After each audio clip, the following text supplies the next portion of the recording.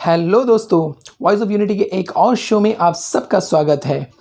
आप सबका तहे दिल से इस्तकबाल करता हूँ, वेलकम करता हूँ हमारे चैनल में। आज हमारे साथ जो जुड़े हैं वो एक इंडिविजुअल लग रहा है, लेकिन उनके साथ में पूरा का पूरा एक टीम है। कोविड से पहले जो एकदम से अनजान थे, कोई जानता नहीं था उनको, लेकिन कोविड के पीरियड में लोगों ने उनको पहचाना, लोगों ने उनको जाना, उनके काम को सराहा और धीरे धीरे धीरे उनके काम से उनका नाम बना। सबसे पहले उनसे बात करने से पहले हम उनके साथ बात करेंगे जो उनके साथ जुड़कर उनकी टीम को एक ताकत देती है। उनके वो वॉलंटियर्स जो एक्टिवली पार्टिसिपेट करके हर काम को, जो प्लानिंग के साथ वो करते हैं, उसको पूरे के पूरे काम करने में मदद करते हैं। वैसे उनकी वॉलंटियर्स से पहले हम बात करेंगे और उसके फ़ौरन बाद हम उनसे भी बात करेंगे। ज़्यादा वक्त ज़ाया नहीं करते हैं, आपका ज़्यादा टाइम नहीं लूँगा। चलिए सीधे बात शुरू करते हैं। आइए दोस्तों, हमारे साथ जुड़े हैं लिविन कुमार जी, जो रोशन रशीद जी के साथ सबसे शुरुआती दौर पे जुड़े थे। धीरे धीरे दो लोगों का ये दल एक टीम बनता गया और उसके आगे बातें बनती गई। लिविन कुमार जी से सीधे जानेंगे कि उनका एक्सपीरियंस कैसा लगा और उनके दिल में किस तरह का सुकून मिला। रशीद भाई के साथ काम कर कर बहुत ही प्राउड फील हुआ। कभी सोचा नहीं था कि कभी इस तरह काम भी करने को मिलेगा। रशीद भाई के साथ ये जो काम किया है हमने, बहुत सारे गरीब लोगों को स्टार्टिंग लॉकडाउन से लेके अभी तक जितने भी लोग को मदद किया है, बहुत ही अच्छा प्राउड फील हुआ है हमें। वैसे तो रोशन रशीद के साथ कहीं लोग जुड़े हुए हैं और सबसे बात करना हमारे लिए मुमकिन नहीं है, लेकिन चुनिंदा लोग जो हमारे सामने आज आए हैं उनसे हम ज़रूर बात करेंगे और उनसे जानेंगे कि उनका एक्सपीरियंस कैसा रहा। अभी रशीद भाई जो है ना गरीब को मदद किया है। अभी हम लोग हेडो सिर्फ वार्ड नंबर 1 के लिए नहीं है बल्कि सभी जगह के लिए है। यहाँ से कि हेडो से जिरगाटान, नमूनागर, ओगरा ब्रांच, सभी जगह के लिए रशीद भाई ने काम किया है। जितना भी हो सका अपना तरफ से जो भी हेल्प हो सका सबके लिए करा है, और उसमें वॉलंटियर्स भी हम लोग सब साथ दिया है, सभी जन है। रशीद भाई के साथ जुड़ने से पहले कभी आपको लगा था कि आप इतना काम कर पाएंगे समाज के लिए? नहीं, रशीद भाई के साथ जुड़ने के बाद ही हम लोग ये सब करना शुरू किया है। हमारे राशन रशीद भाई के साथ जो हम लोग जो काम किया है वॉलंटियर्स का, बहुत ही अच्छी तरीक़ा से काम किया है, गरीबों को मदद किया है। जब से लॉकडाउन शुरू हुआ है, तब से हम सभी वॉलंटियर्स हमारे राशन रशीद भाई के साथ इस काम को बेरोज़गार, डेली वेजेस जैसे आदमी लोगों, गरीब लोगों, उन लोगों को अपनी तरफ से राशन देने का सारा कुछ इंतज़ाम किया है। आइए हमारे साथ जुड़े हुए हैं तुलसीदास जी, जो रोशन रशीद के साथ जुड़े हुए और एक साथी हैं। उनसे भी हम जानेंगे कि उनका एक्सपीरियंस कैसा रहा, वो हमारे साथ साझा करें। एक्चुअली हम लोग शुरू में जो राशन डिस्ट्रीब्यूशन तक सीमित थे। बाद में भैया का जो विचार है थोड़ा अलग था और कुछ करना चाहते, तो एक्चुअली हम लोग देखा था कि जो हेल्थ आईडीज़ है, हेल्थ आईडीज़ डिस्ट्रीब्यूशन हो रहा था जीपन में, पर वहाँ इतना भीड़ था कि मतलब पब्लिक नहीं होता था, या बस्ती से बहुत सारा कंप्लेंट आया। तो फिर भैया का एक विचार था कि हम लोग हेल्थ आईडी पब्लिक को बना के देंगे। जो हम लोग जो फॉरेस्ट क्लब है, फॉरेस्ट क्लब में हम लोग एक कैंप बैठाया था हेल्थ आईडी का, और नियर मच्छी बस्ती में भी एक कैंप बैठाया था। टोटली हम लोग एक 2500 तक हेल्थ आईडीज बनाए थे। फिर उनके बाद जो लाइफ सर्टिफिकेट है जो पेंशनर्स का, हाँ, वो जो घर से जो नहीं निकल पा रहा था, जो बैंक जाके जिसको दिक्कत था, जो एजेड है, उनको जो हम लोग ये पब्लिसिटी कर रहे थे कि जो भी अगर ऐसा कोई है तो हम लोग कॉल करेंगे, तो उनका घर जाके हम लोग door to door life certificate भी नियरली अबाउट एक 300 तक हम लोग करे थे। तुलसी जी, अगर देखा जाए तो ओवरऑल आप सारी तरह के कामों से सेटिस्फाइड हैं? सेटिस्फाइड तो नहीं है, क्योंकि और भी कुछ कुछ काम था जो हम लोग करना चाहते थे, बट कोविड की वजह से जो रुका है। जो भैया का एक विचार था कि मतलब जो भी अभी जो ऑनलाइन एग्जाम्स वगैरह जो हो रहा है, उनका जो एक ऑफिस में हम लोग बैठा के रखे थे, जो राशन रसीद का जो ऑफिस है, वो हमें जो भी ऑनलाइन मतलब जो जॉब्स में भर के देना चाहते थे, ठीक है, उनका जो फॉर्म्स वगैरह भर के देना था ऑनलाइन, जो फ्री करना चाहते थे भैया, वो सब काम थोड़ा अभी रुका है। तो चलिए बातों को यहीं ख़त्म करते हैं और आगे बढ़ाते हैं रोशन रशीद के साथ कुछ बातों के साथ। नमस्कार, मेरा नाम एमपी अब्दुल रशीद, हैडो लिलीपुर में रहता हूँ। एक मिडिल क्लास फैमिली से बिलॉन्ग करता हूँ। एज ए प्रोफेशन मैं एक एंटरप्रेन्योर शिप रिपेयरर का काम करता हूँ। और साथ ही साथ जो भी लोगों का अगर सेवा करने का मौका मिलता है तो उसमें भी मैं अपने आप को जितना हो सके करने का कोशिश करता हूँ। रशीद जी, आपने अपने आप को इंट्रोड्यूस तो कर दिया कि एमपी अब्दुल रशीद कौन है, जो लोगों के लिए अनजान था। अब लोगों को ये चीज़ भी बता दीजिए कि जो उनका चाहा जो राशन रशीद है, वो कौन है?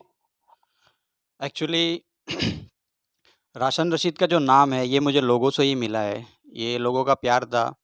मेरे इस लॉकडाउन के अंतर्गत मैंने जो काम किया है, जो राशन डिस्ट्रीब्यूशन का काम किया है, इससे लोगों के द्वारा एक बहुत ही अच्छा नाम मिला है जिसको मैंने एक्सेप्ट किया है। तो तभी से राशन रशीद के नाम से जाना जाता हूँ। रशीद जी, एमपी अब्दुल रशीद बन के खुशी मिलती है या राशन रशीद बन के खुशी मिलती है? एक्चुअली दोनों में ही खुशी मिलती है, बट राशन रशीद में लोगों का प्यार जुड़ा हुआ है। ये लोगों का दिया हुआ है, लोगों ने प्यार से दिया हुआ है, तो अच्छा लगता है। रशीद जी, हमारे दर्शक ज़रूर ये जानना चाहेंगे कि कोरोना के इस फर्स्ट वेव और सेकंड वेव में आपने और आपकी पूरी टीम ने किस तरह से काम किया आइलैंडर्स के लिए? देखिए, जैसे मैं बहुत सारे अपने जो प इंटरव्यूज़ है उसमें बता चुका हूँ कि ये जो काम हमने किया ये हमने अपने जो लोकेलिटी का एरिया था उससे हमने काम किया। धीरे-धीरे करते-करते हमारा दायरा बढ़ा और जितने लोगों तक पहुँच हम पाए, जितने लोग हम तक पहुँचे, हमने अपनी तरफ से पूरा प्रयास किया, पूरी कोशिश की कि जो भी जिनकी भी ज़रूरतें हम तक आती थी उनको हम पूरा करें। और इस तरह से लगभग हम अपने तरफ से मैं और मेरी टीम संतुष्ट हैं कि हमारे पास जो भी कॉल्स आए, जो भी हम कर पाए, जो भी हम कर सकते थे वो हमने किया। एमपी अब्दुल रशीद से राशन रशीद और राशन रशीद से राशन रशीद फाउंडेशन तक का सफ़र आपने तय किया। इस पूरे फाउंडेशन में आपके कितने साथी हैं, कितने वॉलंटियर्स हैं रशीद जी? एक्चुअली शुरुआत के दिनों में जो मेरे लोकेलिटी के जो यंगस्टर्स थे, उन्होंने काफ़ी सपोर्ट किया, उनका काफ़ी साथ रहा। उनकी वजह से ही जो हम ये काम कर पाए, तो बिना उनके सपोर्ट के हम ये काम नहीं कर पाते थे क्योंकि शुरुआत के दिनों में काफ़ी अच्छा सपोर्ट था और अभी भी है। धीरे-धीरे बाहर से लोग भी, बाहर के यंगस्टर भी जैसे मतलब जो लोग जानने लगे कि कोई है ऐसा बंदा जो ये काम कर रहा है, जो लोगों के लिए काम कर रहा है, तो धीरे-धीरे बहुत सारे कॉल्स आने लगे, बहुत सारे लोग साथ में जुड़ने लगे। तो इस तरह से हमारा एक बहुत ही अच्छा टीम है। कोई भी एरिया में हो गया, जैसे हमने इस लॉकडाउन में बम्बू फ्लैट के कुछ एरिया में कुछ यूथ्स हमारे साथ जुड़े, कालीकट से कुछ यूथ्स हमारे साथ जुड़े, इवन हस्मताबाद से कुछ यूथ्स हमारे पास जुड़े, विभिन्न एरिया से हमारे पास यूथ जुड़े और उन सब की वजह से ही हमने जो किया है उसको हम अच्छी तरह से कर पाए। हर इंसान की ज़िंदगी में एक टर्निंग पॉइंट ज़रूर होता है।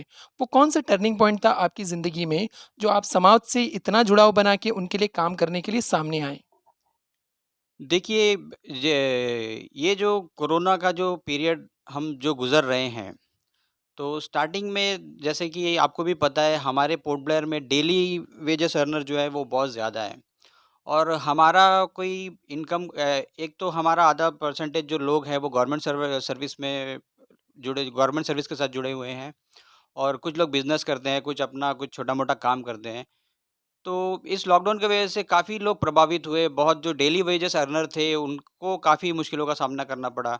तो इस तरह के जो सिचुएशंस थी, इस तरह की जो परिस्थितियाँ थी, वो अपने आस-पास देखकर इससे मैं जुड़ा और ये करते-करते ऊपर वाले की मर्ज़ी थी और ऊपर वाला का साथ था और काफ़ी वॉलंटियर्स का साथ था। ये करते-करते हम आगे बढ़ते चले गए और इस वजह से हम बहुत जितना भी हम पहुँच पाए लोगों तक, हम पहुँच सके। रशीद जी, हमारे दर्शक ज़रूर ये जानना चाहेंगे कि इस काम को शुरू करने में, इस मुहिम को शुरू करने में किस तरह के चैलेंजेस का सामना आपको करना पड़ा?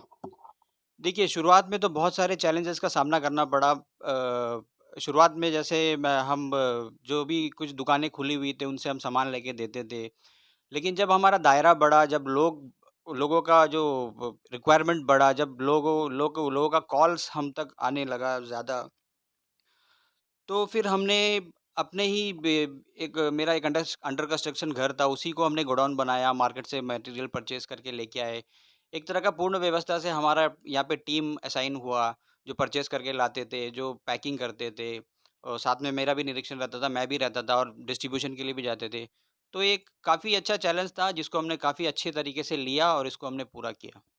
कभी ऐसा लगा आपको कि लोगों की उम्मीदें बहुत ज़्यादा बढ़ गई और आपके ऊपर बोझ सा आ गया और आप उन उम्मीदों पे खरे उतरेंगे या नहीं उतरेंगे?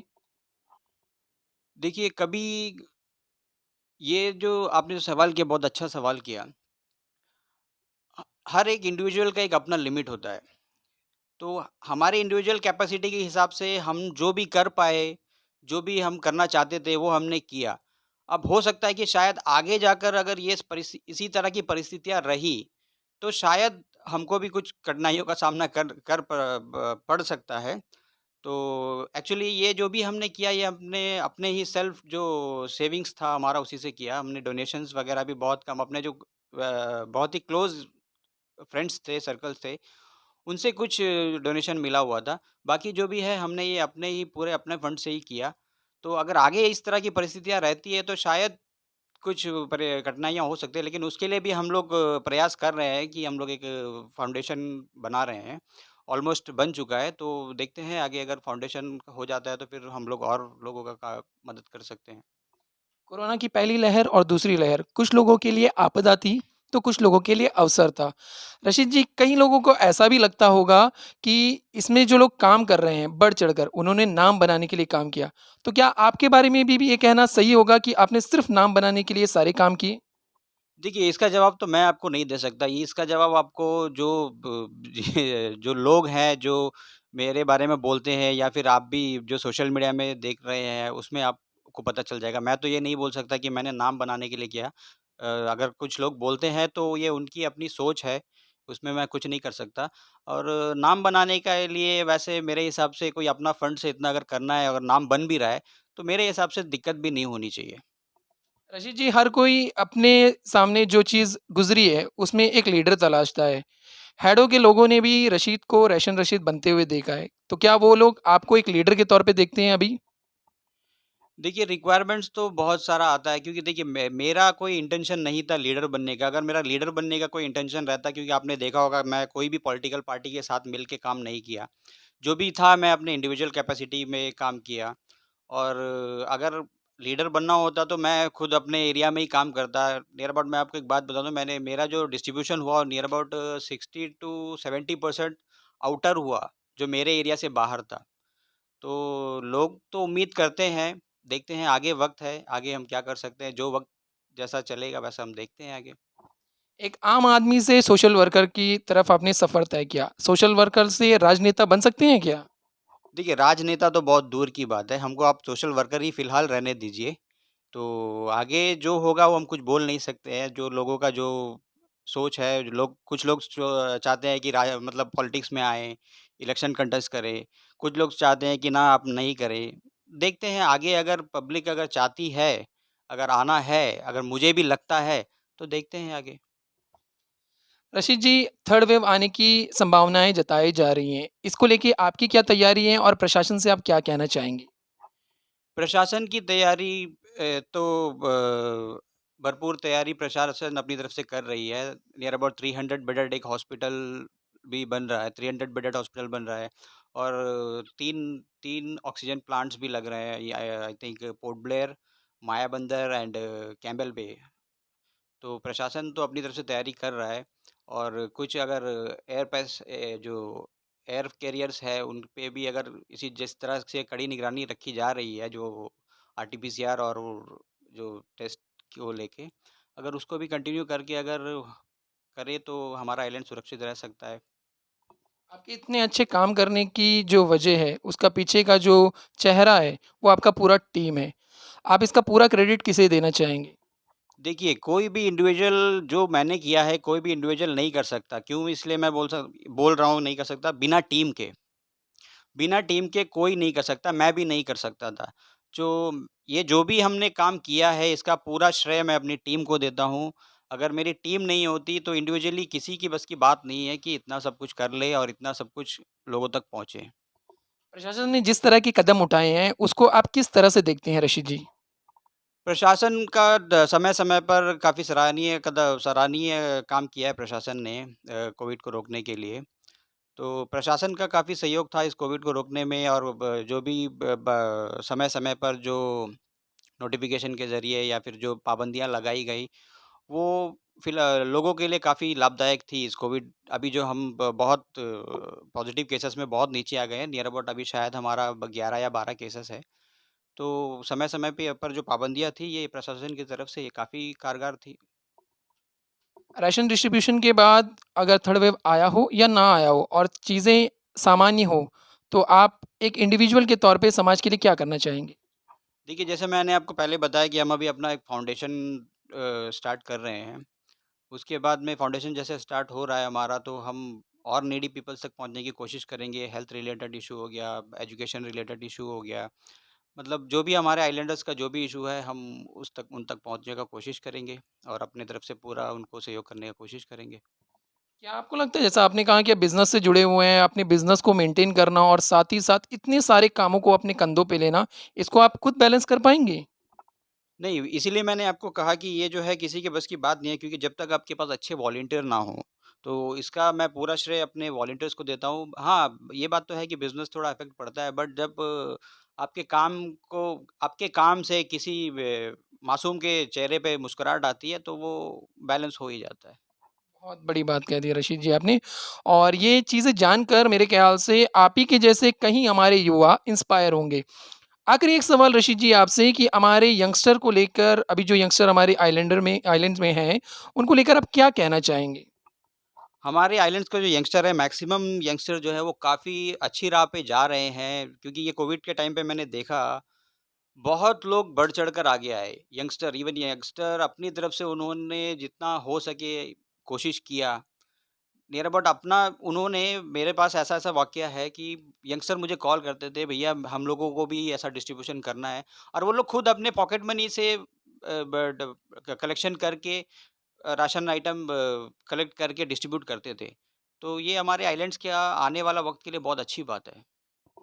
थर्ड वेव को लेकर अंडमान के लोगों को आप क्या कहना चाहेंगे रशीद जी?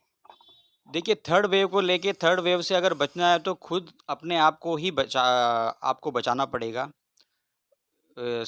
जो भी इंस्ट्रक्शन गवर्नमेंट और एडमिनिस्ट्रेशन के द्वारा दी जाती है, उसका पालन करें और हाइजीन बनाए रखें, मास्क पहनें। आप इस तरह के इंस्ट्रक्शन को फ़ॉलो करके ही थर्ड वेव से अपने आप को बचा सकते हैं। आपका बहुत-बहुत शुक्रिया रशीद जी हमसे बात करने के लिए, हमें इतना सारा वक़्त देने के लिए। आशा करता हूँ जो भी सामाजिक परेशानियाँ आई, जो भी फाइनेंशियल परेशानियाँ आई हमारे आइलैंड में, उसके लिए आप एक मज़बूत दीवार की तरह हमेशा आप और आपकी टीम सदैव खड़ी रहेगी। आपका बहुत-बहुत धन्यवाद। बहुत-बहुत धन्यवाद आरिश जी।